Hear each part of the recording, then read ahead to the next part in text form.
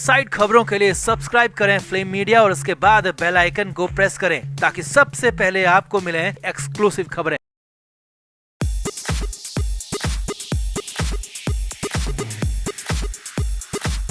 सुशांत सिंह राजपूत का केस पिछले कई महीनों से शांत पड़ा हुआ था। न तो एनसीबी और न ही सीबीआई कोई एक्शन कर पा रही थी, लेकिन अचानक मई के आखिरी हफ्ते में पिठानी के पकड़े जाने के बाद एक्शन शुरू हो गया और अब भी एनसीबी का एक्शन जारी है और लगातार जांच आगे बढ़ रही है। जांच में कई तरह के खुलासे हो रहे हैं, कई लोगों से पूछताछ हो चुकी है।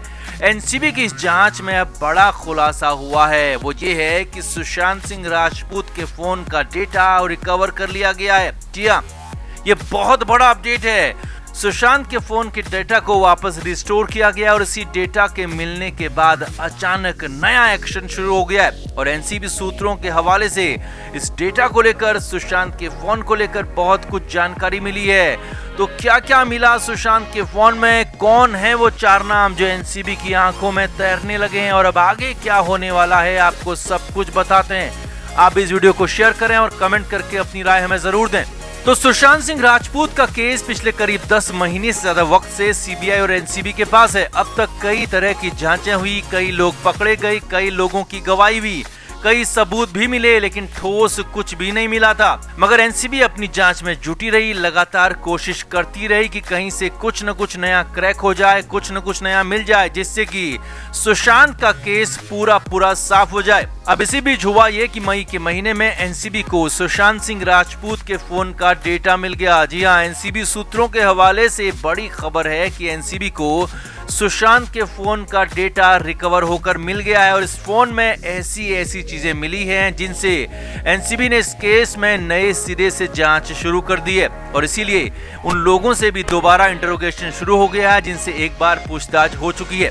अब पहले आपको यही बताते हैं कि सुशांत के फोन से एनसीबी को मिला क्या क्या और वो फिर चार नाम भी आपको बताएंगे। तो एनसीबी को सुशांत के फोन से रग से संबंधित कोई भी चैट, कोई भी बातचीत नहीं मिली है। जी हाँ, ये बड़ी खबर है कि जिस सुशांत सिंह राजपूत पर रग लेने का आरोप कई लोग लगा रहे हैं, यहाँ तक कि रिया चक्रवर्ती तक आरोप लगा रही है कि सुशांत मारुआना लेते थे, लेकिन अब एनसीबी सूत्रों के मुताबिक सुशांत की बातचीत, चैट्स में कोई भी चैट या बात ऐसी नहीं मिली है जिससे ये दिखता हो कि सुशांत ड्रग के लिए इंडल्ज थे या फिर ड्रग मंगवाते थे या फिर ड्रग का सेवन करते थे। जी हाँ, ये बहुत बड़ा खुलासा है क्योंकि पूरी की पूरी कहानी, पूरी की पूरी थ्योरी इसी बात पर टिकी हुई है और यही इस केस का क्रैकिंग पॉइंट भी बताया जा रहा है। क्योंकि अगर सुशांत सिंह राजपूत ड्रग लेते या फिर उन्हें ड्रग की लत होती तो कभी तो वो अपने खुद से, अपने फोन से ड्रग मंगवाते या कभी तो ड्रग लेने की बात किसी से तो करते, मगर कभी भी न तो किसी के साथ पर्सनल चैट में और न ही उनके मुंबई वाले घर के ग्रुप में सुशांत ने कभी भी ड्रग की बात या फिर चैट नहीं की और ना ही कभी ड्रग लाने या ले आने की बात कही। अब एनसीबी सूत्रों के मुताबिक ये बहुत बड़ा रिविलेशन था क्योंकि इसी से साफ हो सकता है कि अगर सुशांत खुद ड्रग नहीं मंगाते थे या फिर कभी ड्रग का सेवन नहीं करते थे, जिक्र नहीं करते थे, तो हो सकता है कि कभी भी ड्रग लेना ही न चाहते हैं और हो ये भी सकता है कि जो आरोप लग रहे हैं कि उन्हें जबरदस्ती ड्रग दी जाती थी, वही बातें पूरी तरह से सच साबित हो जाएं। आगे देखिए, सुशांत सिंह राजपूत के फोन से मिले डेटा के मुताबिक सुशांत फिल्म इंडस्ट्री छोड़ना चाहते थे और कहीं और बस जाना चाहते थे और इसके लिए लगातार कोशिशें भी कर रहे थे। ये बात शुरुआत में भी सामने आई थी। कहा जा रहा था कि सुशांत या तो केरल में या फिर कहीं हिमाचल में बस जाना चाहते हैं और सुशांत ने इसे लेकर अपनी बहन से भी बात की थी, रिया चक्रवर्ती से भी बात की थी। यानी कि सुशांत पूरी तरह से मन बना चुके थे कि वो फिल्म इंडस्ट्री को छोड़ देंगे, मुंबई से बाहर कहीं और बस जाएंगे और साल में कुछ महीने मुंबई आकर क्वालिटी काम करेंगे। और देखिए, सुशांत सिंह राजपूत के फोन से एनसीबी को इसके अलावा एक और बड़ी और हैरानी भरी बात हाथ लगी है और वो ये है कि सुशांत कई बड़े फिल्मकारों के संपर्क में थे। जी हाँ, ये बड़ी बात एनसीबी को हाथ लगी है। अब कुछ लोगों का कहना था कि सुशांत के पास काम नहीं था, सुशांत को फिल्में मिलना बंद हो गई थी और इसी वजह से सुशांत की मानसिक हालत खराब हो गई थी और खराब मानसिक हालत वाले सुशांत ने खुद को खत्म कर लिया। लेकिन ऐसा लगता नहीं है क्योंकि सुशांत के पास कई बड़ी फिल्में थी, सुशांत कई बड़े फिल्मकारों के टच में थे और अपनी शर्तों पर, जी हां, अपनी कंडीशन पर उनके साथ काम भी करने वाले थे। अब पहले इन बातों का मतलब समझ लीजिए। सुशांत मानसिक रूप से तो अब पूरी तरह से ठीक थे, क्योंकि साफ है कि उनके पास अगर फिल्में थी, बड़ी फिल्में थी, तो वो पूरी तरह से ठीक थे और उनके पास भरपूर काम था। परेशान होने जैसी कोई बात ही नहीं थी फिल्मों को लेकर। जी हाँ, फिल्मों को लेकर परेशान होने की कोई बात नहीं थी। इतना नहीं, सुशांत अपनी शर्तों पर काम करने वाले थे। और दूसरी बात ये कि सुशांत मुंबई से बाहर कहीं बसना चाहते थे और कुछ महीने वापस मुंबई आकर काम करने वाले थे। यानी कि सुशांत के पास फ्यूचर का भी प्लान था, वो अपने फ्यूचर के लिए काफी अच्छी प्लानिंग कर रहे थे, सोच रहे थे। और तीसरी बात ये कि सुशांत की चैट में रग जैसा कुछ भी नहीं मिला है, यानी कि सुशांत खुद से रग नहीं लेते थे।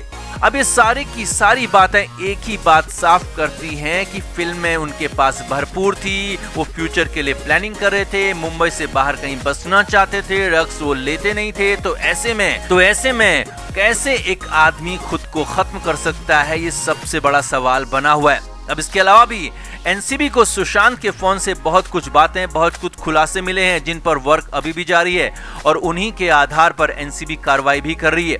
अब इसी बीच 4 लोगों पर पूरी तरह से एनसीबी नजर बनाई हुई है और इन लोगों की गर्दन तक पहुंचने के लिए एनसीबी ने एक केस भी पुख्ता कर लिया है, तैयारी भी पुख्ता कर ली है और इसीलिए लगातार उन लोगों से भी पूछताछ हो रही है जिनसे एक बार बात हो चुकी है, क्योंकि नए सबूत, नए गवाहों के आधार पर उनसे नए सवालात किए जा रहे हैं, नए सवाल फ्रेम करके उनके सही जवाब तलाशे जा रहे हैं। एनसीबी सूत्रों के मुताबिक रिया चक्रवर्ती, जो कि इस केस में मुख्य आरोपी है, वो एक बार फिर से मेन सस्पेक्ट बनकर एनसीबी के सामने आ गई है। एनसीबी को भी रिया पर शक और ज्यादा गहरा गया है। दूसरा नाम है सिद्धार्थ पिठानी, जी हाँ, जिसे लेकर भी सुशांत के फोन से एनसीबी को बहुत कुछ मिला है और इसीलिए अब तक अनटच्ड रहे पिठानी को इस बार अचानक पकड़ लिया गया, रिमांड पर लिया गया और कई दिन की पूछताछ के बाद फाइनली जेल भेज दिया गया और आगे भी बड़ी कार्रवाई की तैयारी है। तीसरा नाम सैमुअल मिरांडा का हो सकता है, जो कि इस केस में पहले से ही आरोपी है और इस बार तो पिठानी ने भी मिरांडा का नाम लिया है और एनसीबी को भी मिरांडा के खिलाफ बहुत कुछ मिला है। अब यहाँ पर चौथा नाम बेहद सस्पेंस वाला है, जिसे लेकर कई तरह के कयास लगाए जा रहे हैं, लेकिन उसका खुलासा अब तक नहीं हो पाया है। वो नाम चौंकाने वाला हो सकता है, बड़ा नाम हो सकता है और इसीलिए उसी कड़ी को पकड़ने के लिए, उसी कड़ी को सुलझाने के लिए एनसीबी इस बीच जुटी हुई है, लगी हुई है और जैसे ही वो कड़ी सुलझेगी, वो गुत्थी सुलझेगी, एनसीबी सुशांत के केस का भी पर्दाफाश कर देगी, सुशांत के केस को भी सॉल्व कर देगी, पूरा सच सामने आ जाएगा। तो कुल मिलाकर इस केस में अब बहुत कुछ आगे होने वाला है, बहुत कुछ निकलने वाला है या फिर बहुत कुछ बड़ा सामने आने वाला है। बस उसका इंतजार कीजिए और बहुत जल्द, जी हाँ, बहुत जल्द ये सब कुछ होने वाला है। तो आपका इस पूरे खुलासे पर क्या कहना है, कमेंट करके जरूर बताएं। वीडियो को शेयर भी करें। Flame media report.